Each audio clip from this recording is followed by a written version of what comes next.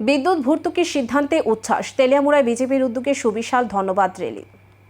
জনস্বার্থে বিদ্যুৎ খাতে রাজ্য সরকারের 100% ভর্তুকি প্রদানের সিদ্ধান্তকে স্বাগত জানিয়ে তেলিয়ামুড়ায় অনুষ্ঠিত হলো এক সুবিশাল ধন্যবাদ র্যালি।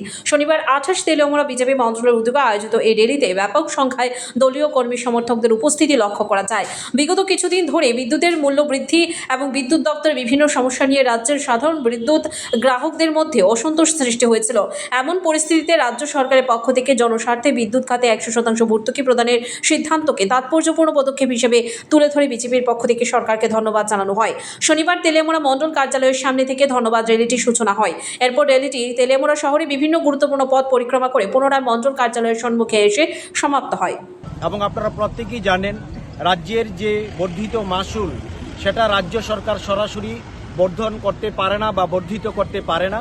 সেই জায়গায় একটা সময় নিয়েছে এবং বিভিন্ন পরিস্থিতির উপর এবং তার পরিপ্রেক্ষিতে রাজ্য সরকার সিদ্ধান্ত নিয়েছেন যে আমাদের যে বর্ধিত মাসুল বিদ্যুতের 2026 মে থেকে বর্ধিত করা হয়েছিল তার 100% সেটা তুলে নেওয়া হয়েছে।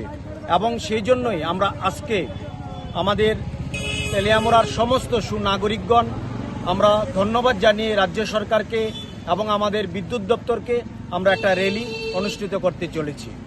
সরকারের এই উদ্যোগকে ঘিরে ইতিমধ্যে রাজ্য জুড়ে ইতিবাচক প্রতিক্রিয়া তৈরি হয়েছে বলেও দাবি করেন তারা।